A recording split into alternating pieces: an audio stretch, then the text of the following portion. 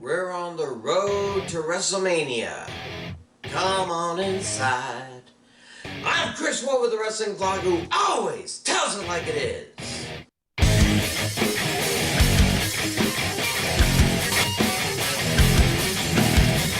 A rather good Royal Rumble is in the rearview mirror, and in 9 weeks, Raymond James Stadium will host the big one.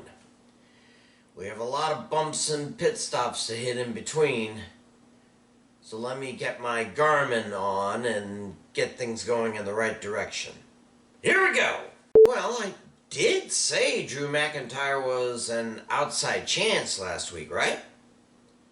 Truth be told, I never pegged him as a winner, but, you know, considering the turbulent history he's had with the company, I dare say he's more than deserved a shot at a primary title. And if he wins, he'll be the second member of 3MB to win such a title.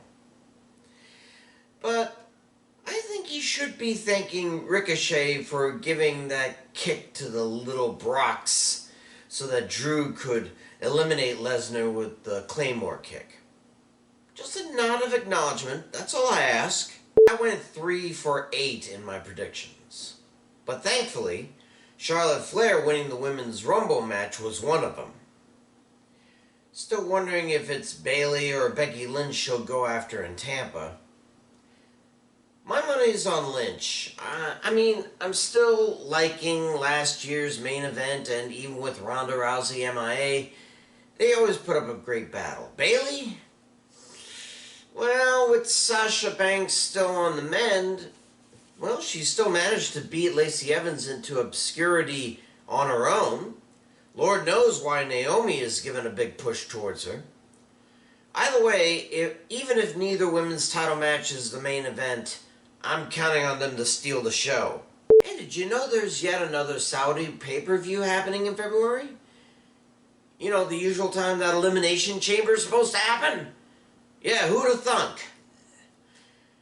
Now, there will be an Elimination Chamber pay-per-view a week or two later, so no worry about that. We already know that the New Day will face Miz and John Morrison for the SmackDown Tag Belts in Saudi. But what seems to be scheduled but not advertised on TV is that The Fiend will face Kane for the Universal title in an Inferno match. Guys, the desert's hot AF enough. Do we really need more fire? Okay, this Otis and Mandy Rose thing, I get that it's supposed to be a match made in the mind of a man on meth, and Otis actually rescuing Rose at the Royal Rumble was rather interesting, I'll give you. But I think we all know where this is going. Some sort of awkward ending on Valentine's Day when either Tucker and or Sonya Deville will sabotage the dinner, or maybe Otis's clumsiness will do the job for them. Either way, this just can't be good for Heavy Machinery or Fire and Desire for their careers. Shove an arrow up Cupid's butt and get back to the tag titles already. Speaking of Elimination Chamber, I wonder if one of the chamber matches is going to be for the Universal title or for a shot at it at WrestleMania. Which would be more awesome? Seeing 6 guys tear each other from limb to limb to headline the show of shows, or The Fiend taking on 5 people at once to show just how invincible he really is? Either way, wouldn't mind seeing at the very least Daniel Bryan and King Corbin in the match. Maybe Roman Reigns, though he'd better not win. Chamber matches have been kind of soft since the WWE went PG. Let's get some brutality back in it for crimity's sake. Due to NXT now being a third brand, I will be giving predictions for the takeovers, which means I'll do one in Oregon in a few weeks, and the one for WrestleMania will also include Takeover Tampa. Part of me is torn though. I want the NXT stars to show their stuff at the Showcase of the Immortals. But I also don't want WrestleMania to go past 5 hours again. Maybe an NXT women's title match during the kickoff or something? Oh, by the way, me doing NXT predictions, it does not extend to NXT UK or to Worlds Collide. Sorry.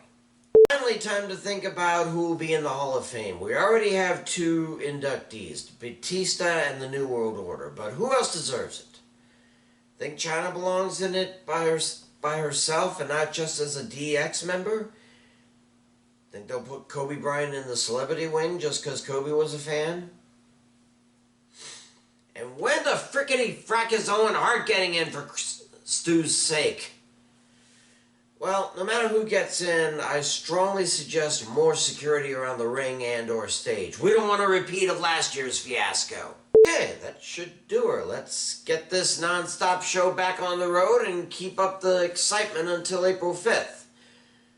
Otherwise, WrestleMania won't be worth the trip.